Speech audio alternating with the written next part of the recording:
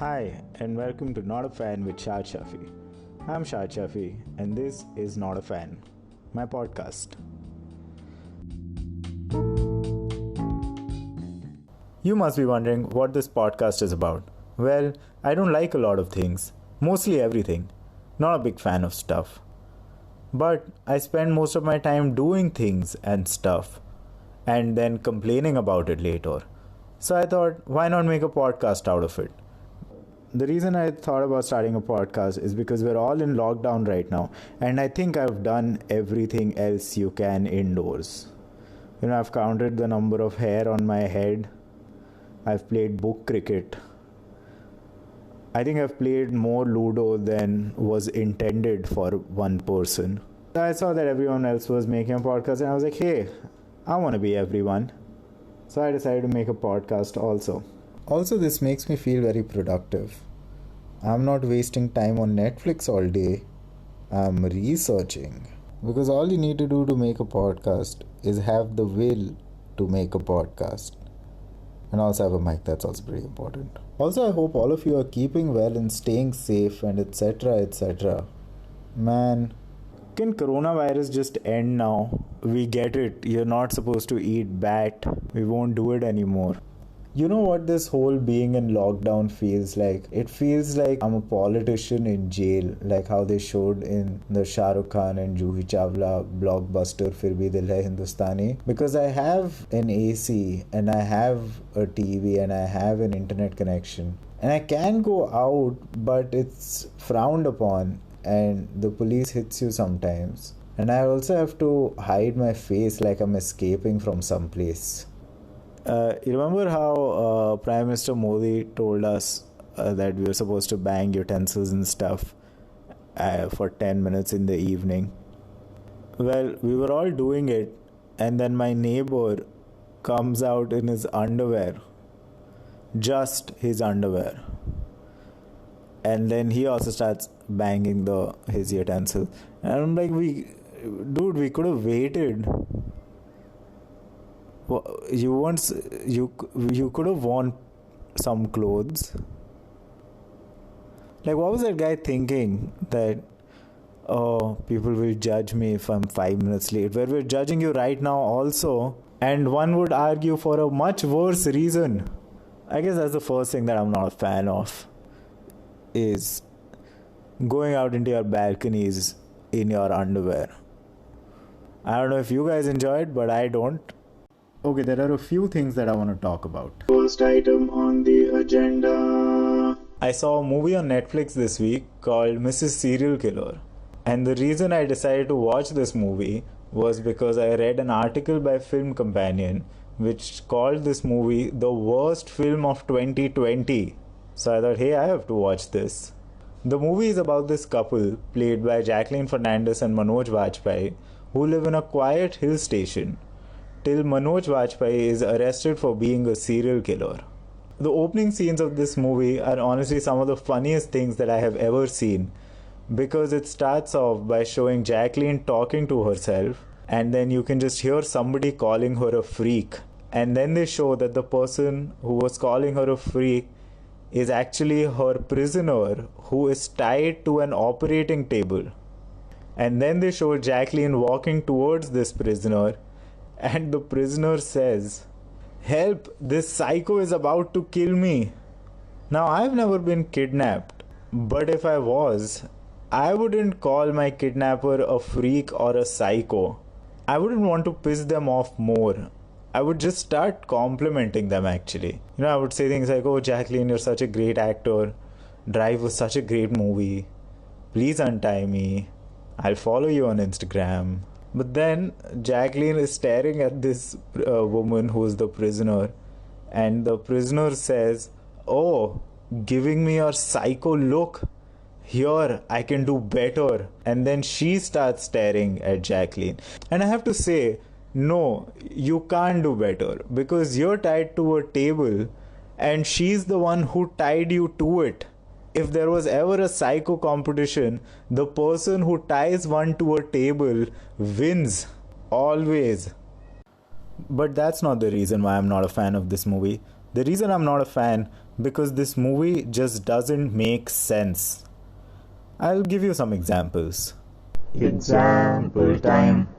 Example number 1. In this movie, for some reason, the inspector who's investigating this case always travels with a convoy. And not a convoy of other police officers, but of the people of the town. He travels with them everywhere, to every crime scene. In one of the scenes, the people of the town are actually digging up the crime scene, while the 3 police officers are just chilling. And yes, their police department has 3 people.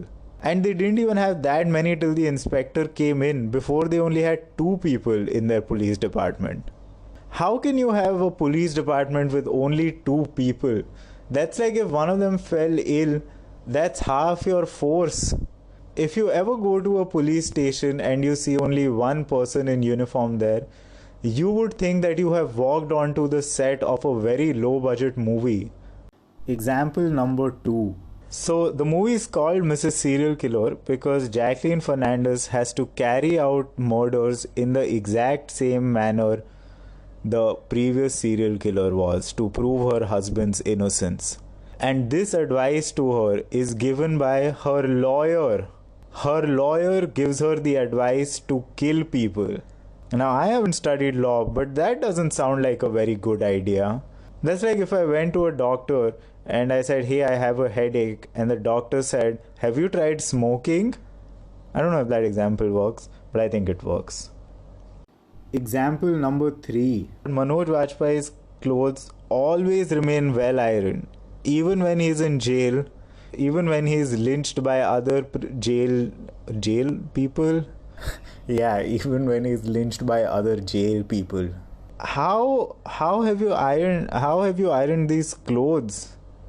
Because when I put them on, I get wrinkles immediately. It almost looks like he didn't iron his clothes but like got Botox done to them, because they get no wrinkles ever. End of examples. You know, my head actually, this is a true story, my head was actually hurting after I finished watching this movie. Now, I don't know if it was because of the movie or if it was because I had Maggie for every meal for a week. I'm going to blame it on the movie. This movie feels like it was made because somebody owed somebody a favor. You know, they were like, yaad hai, last time मैंने McDonald's में bill pay किया था. Now you have to make this movie. Either that or it was like some money laundering scheme. I don't know how that works, but I don't know. The movie was just that bad. But Shad, what about the overall plot of the movie? Did you not like that also? Good question. Good question, Shad. I think the idea that your husband is arrested for being a serial killer and now the wife has to murder people in the same way does have some merit. Like, it sounds like the plot of a movie that would become like a popcorn thriller. Like, it would be some movie that I would never tell anybody that I enjoyed, because I would be just too embarrassed to tell people about it, like a guilty pleasure. But it was executed so badly that I have to tell people about it, because gum baatne se hi to kam hota hai. You have to talk about the traumatic things that you went through to get closure, to get over them. That's something that I read on BuzzFeed a few years ago and it stuck with me. Along with what kind of pencil I would be. It's Sanju's magical pencil from Shakalaka Boom Boom, for those who were wondering. You know, if I was Sanju and I had a pencil which could make anything I draw become real, the first thing I would draw would be a pencil which is easier to hold. Why did he use such a big pencil with a clown on one end? What was the point of that clown? Was the clown the thing that it gave the pencil its powers? Do you think other children would tease him about it? कि हमारी pencil के and में तो eraser है, हम erase कर सकते हैं, तू अपने क्लाउन के साथ क्या कर सकता है? मैं बच्चों को डरा सकता हूँ, because I think clowns are the scariest things on this planet. But anyway, I digress. I do recommend that you watch this movie, because I mean, I'm not a fan, but maybe you'll like it. One thing this movie did do was that it made me realize that all the bad things happening in the world outside, they're still not as terrible as this movie. I think that's what the pitch for this movie was. Hey, it'll make people feel maybe COVID isn't the worst thing on the planet. And I have to applaud the creators for achieving this goal. And it really helped me put things in perspective. Okay, now on to the second thing I want to talk about. Second item on the agenda. I finally played Uncharted 4, the highly critically acclaimed game. And I have to say, not that great. And here's why. Oh no, it's rant time. It honestly just feels like it was made to show what the PS4 was capable of, but sadly the PS4 was capable of more. Like this whole game just looks like it was shown to show how good the graphics can be. Because every 2 minutes they keep saying, hey, look at the view. Isn't it great? No, it's not. It's an animated view. If I wanted to look at the view, I would just YouTube scenery. Everyone kept telling me this is one of the best games that's ever been made, and it's really not. And I really hope people stop saying this because that just makes the game worse when you play it. This whole game is about running and climbing things. But in the running part, they've not added sprint, which I think is a very important part in running, is the ability to run fast. Because if you're running slowly, then you're jogging. What kind of an action platformer doesn't have sprint? The shooting is so bad. It feels like whenever you move the analog stick, it feels like you're moving the arm of a crane. It's just so clunky and annoying. Oh, and you're shooting mercenaries who have machine guns and grenade launchers. And somehow you always win with a pistol. You're defeating people with armor on while you're wearing blue jeans and a Henley t-shirt. And your brother's wearing a denim jacket. That's your protection against rocket launchers, and it works. I don't know how, but it works apparently. There are no consequences in this game. Like, you destroy clock towers in the middle of a city, and when you come out of this destroyed building, the people around it just look at you like you've just farted in public. They look at you for a second and then they carry on with their lives. Like, tanks are chasing you across the city. You've destroyed the whole city and the police never shows up. The police is like, hey, it's 4 p.m, it's our nap time, we can't come right now. In one of the parts of the game, you fall off a cliff of a mountain, like the top, like the penthouse of the mountain. You fall from it. You hit your head on the way down, you almost drown, and the next thing you know, your wife has saved you and now she's putting tiger balm on your forehead and you're okay. And you're like, okay, back to fighting bad guys. That's it? You fall from a cliff and you put tiger balm and you're okay? This game honestly feels like you're Salman Khan from Dabangg and nothing can happen to you. But since it was a video game made by Sony, everyone's like, oh, this is so cool. What a cool guy Nathan Drake is. No, it's Salman Khan. I don't know, I just didn't really enjoy the game. I think it was too hyped up, and I don't think it lives up to the hype. End of rant. Okay, moving on to the third thing I want to talk about. Third item on the agenda. Drake has also released a new album / mixtape. And I have to say, this isn't that great either. Oh no, it's another rant. Why don't you stop crying? We get it, you're lonely. Can you stop complaining? Just do something about it. It's been 5 albums already that you've been complaining about the same things. And also it's very difficult for us to feel bad, especially when you've shown us your house a week before. You know, a house which looks like a showroom. In almost all of the songs in this album, he's just complaining about how lonely he is because he has no time for relationships because he's busy working all the time. तो मत जा tour पे, ले break, download Tinder.